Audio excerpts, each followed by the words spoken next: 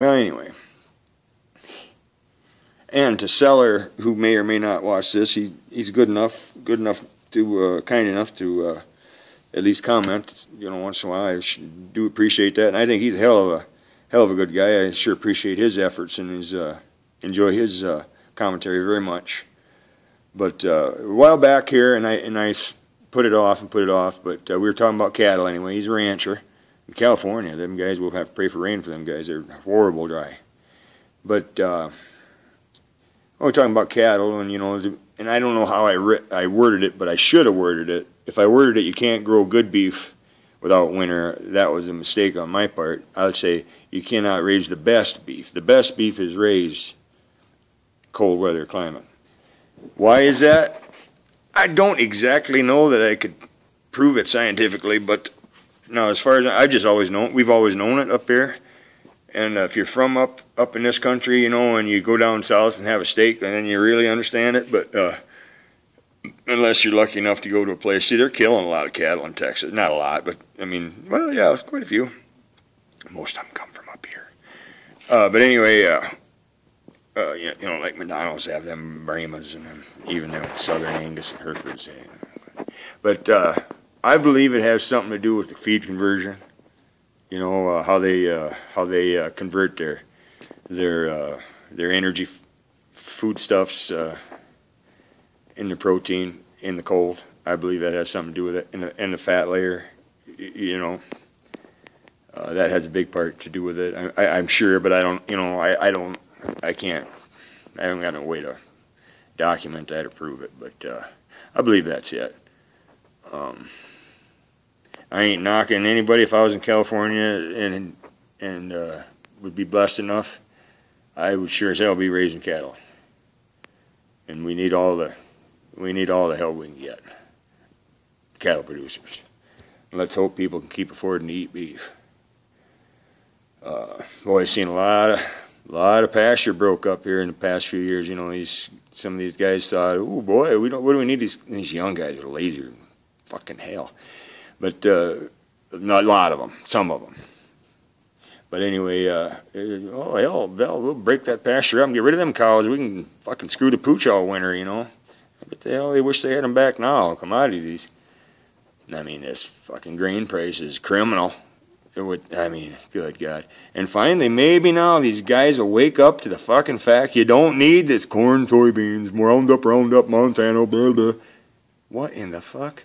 They knew they weren't going to make no money when they planted the shit this year. Well, they don't know nothing different, They're all signed up with the fucking farm program, gotten on the government dole. I shouldn't say all, most. They don't know nothing else. Oh, these young guys don't even know how to farm, and I think their dads forgot. Fucking Roundup.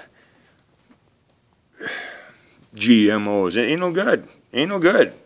We're about the last ones to, we got our heads up our ass of fucking fire in this country. They give it fucking makes rats just explode with cancer. Their heads just blow out and splat in the fucking aquarium after about 3 days. No, it ain't quite that bad. But I mean, this GMO deal ain't no good, and that fucking Monsanto needs to be stopped. If they have it their way, I mean, we know who's buying them. That fucking Monsanto name. And they have it their way. That's just another weapon in the arsenal. To have us, get us all on chains. But the ones that are left, which if they have their way, ain't going to be but...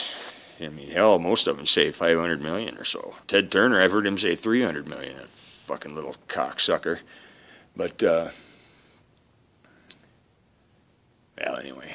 Hopefully we'll wake up. Man, like my neighbor Jake Hansen is, he's an individual, and but I tell you what, he's a thinker, and, now listen, that's what he always says, now listen.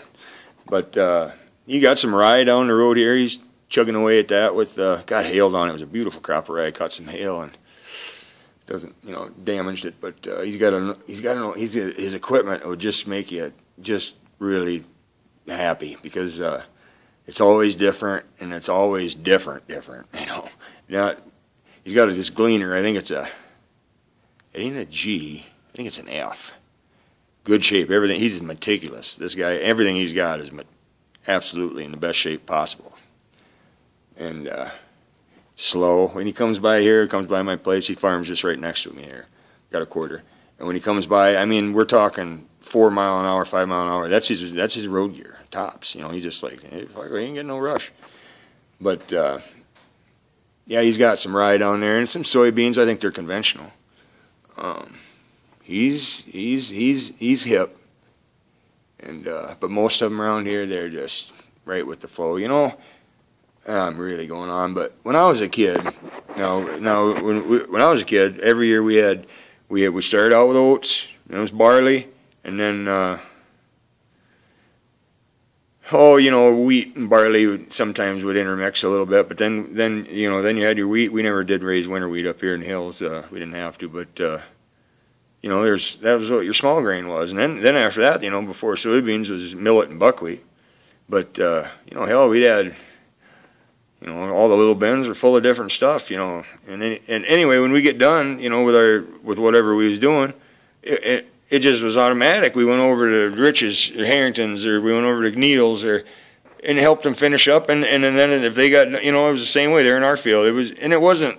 Now, as a kid, I don't know, but I'm pretty positive there wasn't no money exchange, no bills sent. It was just how it was. Fuck anymore. Oh, you got your ones that kind of click together because they think they're cool or whatever, but they think they're important. But nobody, none of that shit anymore. Nobody needs anybody they don't think anymore.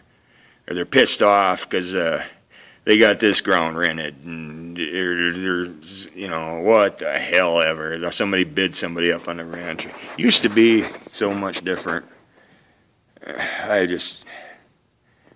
It's a shame, like my kids, my boys are never going to even know about that. I mean, you can tell them, but it ain't the same. I don't know, it's a fucking shit show.